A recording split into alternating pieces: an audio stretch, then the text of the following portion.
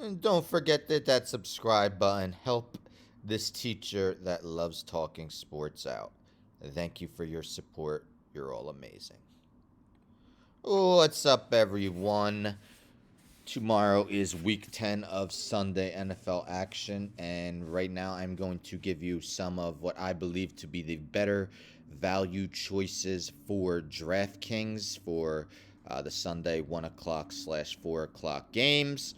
I'll start with the running back, and the first guy I'm going to mention is running back Ernest Johnson from the Cleveland Browns. Very low price of $4,700.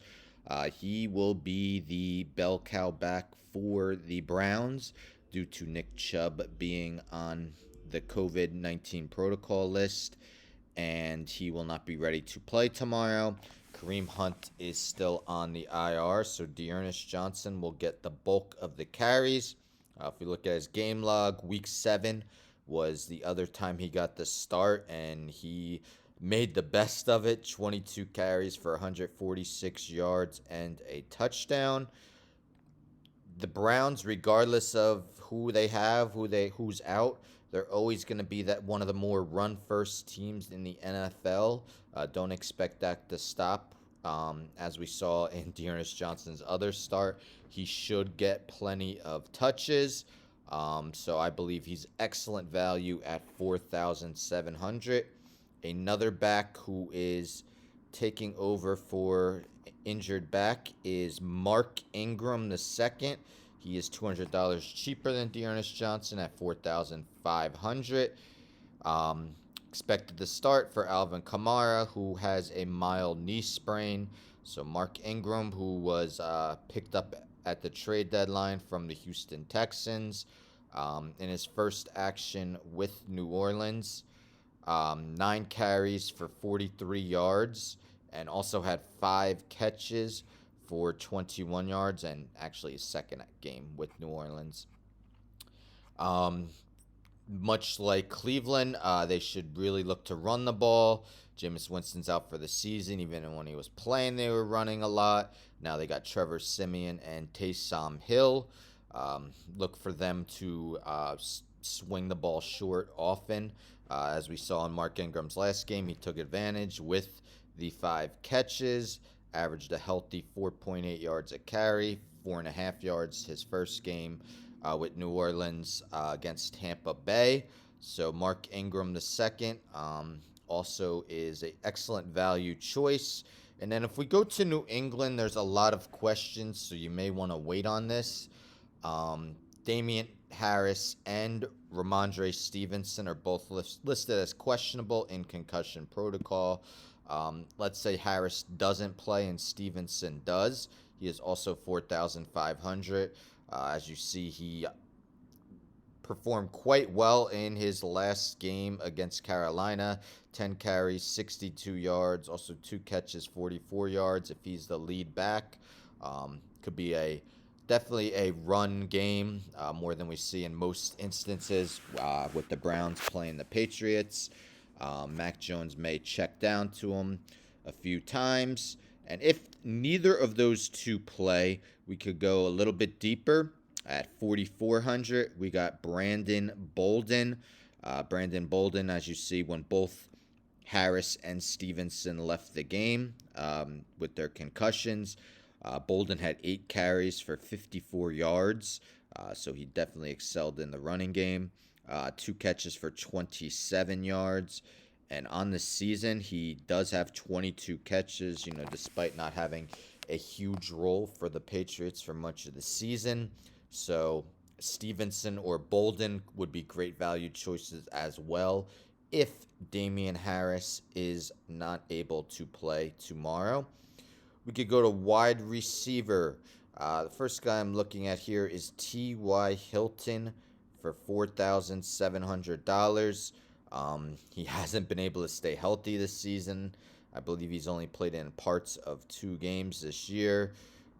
6 catches for 96 yards. But since he has been announced to be good to go, he should be the second receiver behind Michael Pittman for Indianapolis.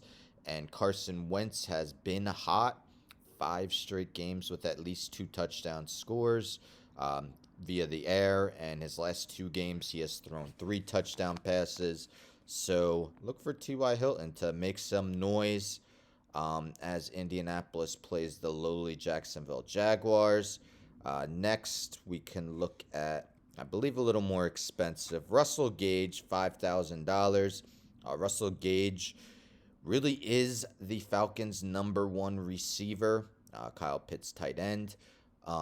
With Calvin Ridley out for mental health reasons, unclear when he will be back, if he will at all this season.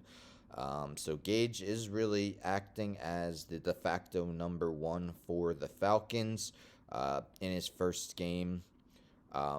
His last game against the Saints, 7 catches on 8 targets for 64 yards. So Matt Ryan looked for him a plenty.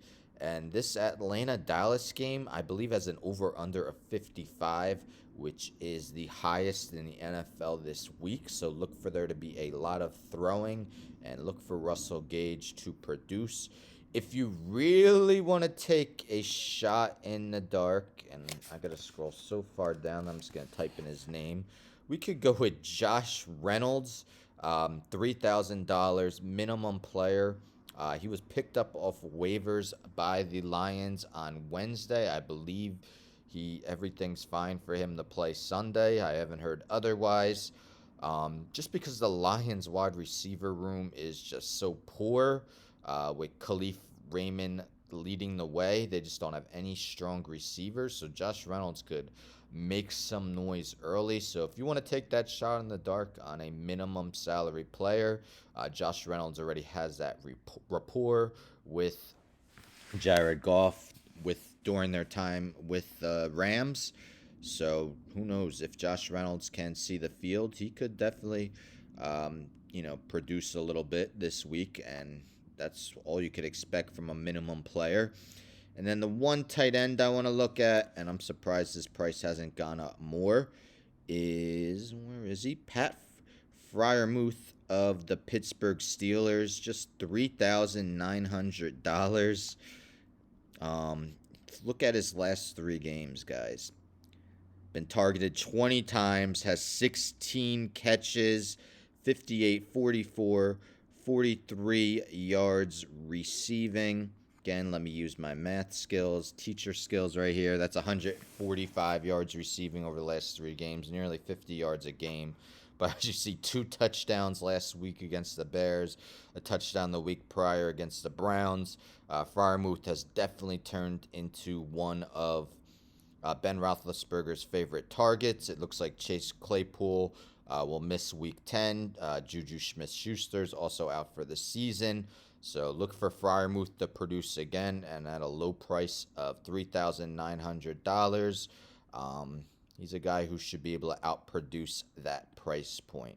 So those are just a few of the less expensive players that I think could really produce on Sunday. If you have any that you like, write them in the chat. Make sure to subscribe. Hit that like on the video. Share the video. Hit that bell for future notifications. I'm out.